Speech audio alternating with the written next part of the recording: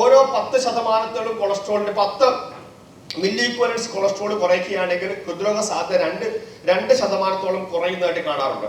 അതുകൊണ്ട് തന്നെ നമുക്ക് കൊളസ്ട്രോൾ ഉണ്ടെങ്കിൽ അത് കൃത്യമായി നിയന്ത്രിക്കാം. മൂന്നാമത്തെ രോഗം എന്ന് പറയുന്നത് നമ്മുടെ രക്തസമ്മർദ്ദം അല്ലെങ്കിൽ ബ്ലഡ് പ്രഷർ. ഈ രക്തസമ്മർദ്ദം കൃത്യമായിട്ട് നിയന്ത്രിക്കാം. 3 ജീവിത ശൈലികൾക്ക് മാറ്റം വരുത്താം. ഡീറ്റെയിൽ നമുക്ക് കടന്നു വരാം. 3 ജീവിത ശൈലികൾ എന്ന് പറയുന്നത്, ഒന്ന് നമ്മുടെ അമിതമായിട്ടുള്ള ചില വസ്തുക്കളുടെ ദുരുപയോഗം, അമിതമായ പുകവലി അല്ലെങ്കിൽ അമിതമായ മദ്യപാനം. രണ്ടാമത്തേത് എന്ന് പറയുന്നത് ഫിസിക്കൽ ഇനാക്ടിവിറ്റി. നമ്മൾ വ്യായാമം ഒന്നും ചെയ്യാത്ത അവസ്ഥയോടാണെങ്കിൽ വ്യായാമം കൃത്യമായ രീതിയിൽ ചെയ്താൽ ഇത് ധാരാളം രോഗങ്ങൾ വരാതിരിക്കുകയും അങ്ങനെ നമ്മുടെ ഹൃദ്രോഗ സാധ്യത കുറയുകയും ചെയ്യും. മൂന്നാമത്തേത് എന്ന് പറയുന്നത് നമ്മുടെ ജീവിത ഭക്ഷണക്രമത്തിലുള്ള വ്യത്യാസങ്ങൾ. ഈ ഭക്ഷണക്രമത്തിലുള്ള വ്യത്യാസങ്ങൾ വരുത്തി കഴിഞ്ഞാൽ ഹൃദ്രോഗ സാധ്യത കുറയും. സോ 3 രോഗങ്ങൾ നമുക്ക് നിയന്ത്രിക്കാൻ പറ്റും. Sugar, pressure, cholesterol. 3 ജീവിത ശൈലികൾ നമുക്ക് മാറ്റം വരുത്താൻ പറ്റും. ഒന്ന്, ചില ലഹരിയുടെ ഉപയോഗം അല്ലെങ്കിൽ പുകവലി അങ്ങനെയുള്ള ഉപയോഗം തന്നെ ഒഴിവാക്കുക. രണ്ടാമത്തേത് അമിതമായിട്ടുള്ള കൊളസ്ട്രോൾ, നമ്മുടെ ഫാറ്റി ഫുഡുകൾ ഒഴിവാക്കുക.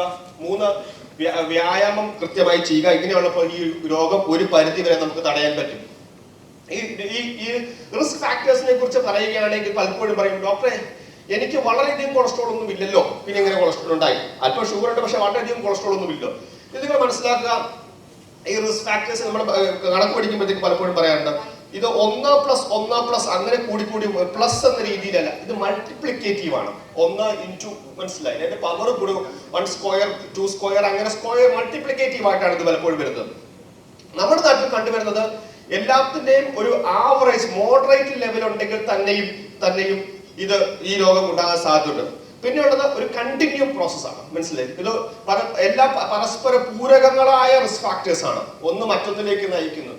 ഷുഗർ ഉള്ളവർക്ക് പ്രഷർ ഉണ്ടാകാനുള്ള സാധ്യത കൂടുതലാണ്, ഷുഗർ ഉള്ളവർക്ക് കൊളസ്ട്രോൾ ഉണ്ടാകാനുള്ള സാധ്യത കൂടുതലാണ്. സോ ഇതൊരു മൾട്ടിപ്ലിക്കേറ്റീവ് അല്ലെങ്കിൽ ഒരു കണ്ടിന്യൂ ആയിട്ടാണ് ഈ റിസ്ക് ഫാക്ടേഴ്സ് എല്ലാം വർക്ക് ചെയ്യുന്നത്. അതുകൊണ്ട് തന്നെ ഓരോ റിസ്ക് ഫാക്ടേഴ്സും നിയന്ത്രിക്കുക എന്നുള്ളത് വളരെ പ്രധാനപ്പെട്ടതുമാണ്. ഇതാണ് ഹൃദയത്തിന്റെ രക്തധമനിയുടെ നോർമൽ ആയിട്ടുള്ള ഒരു രക്തധമനി. വളരെ സ്മൂത്ത് ആയിട്ടുള്ള, വളരെ 3 ലെയറുകളുള്ള ഈ രക്തധമനി, ഒരു നോർമൽ രക്തധമനിയുടെ ക്രോസ് സെക്ഷൻ ആണ്. അതേസമയം എന്താണ് ബ്ലോക്കുകൾ എന്ന് പറയുന്നത്?